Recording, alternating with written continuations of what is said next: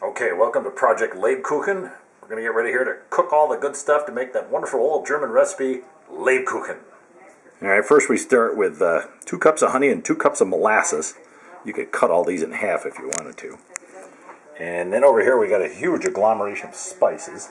To wit, we've got, where are they? Oh, 4 tablespoons of cinnamon, cloves, allspice, nutmeg. That's 4 tablespoons of each.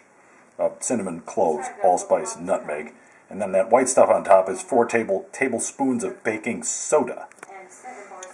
Next to that is 4 tablespoons of lemon juice and 4 tablespoons of grated lemon rind, 3 cups of brown sugar, 4 eggs, and then we got, right here, we got about, let's say, call it about 11 cups of flour.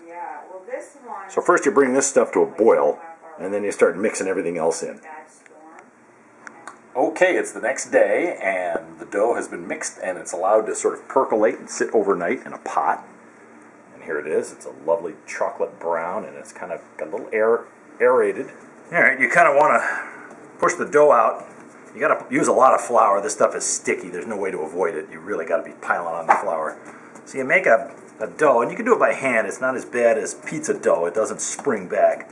But you really got to squish it down to about a 1/4 inch, and then you start cutting it into little squares, like about yay. And then you take these, and you put them over on your tin, like that. And then you take a nut, and you squish it in the middle, down pretty far so they stay glued in. Alright, generally speaking, you should put this in the oven at 350 for about 8 minutes.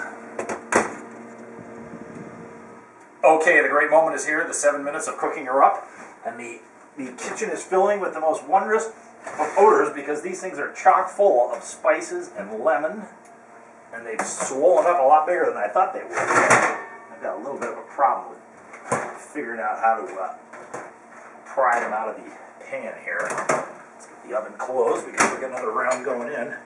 And here they are in all their glory. Boy, they got really big. Unbelievable. Oh, and they just smell heavenly. And all the imperfections kind of iron themselves out once you bake them.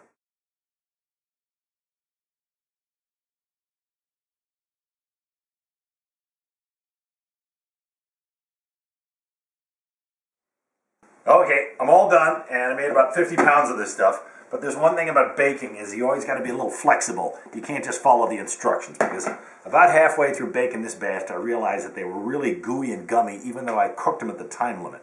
And then I sort of analyzed it and thought it didn't quite have enough flour in them. So I threw another cup of flour in the remaining stuff and came up with these nice little small compact guys.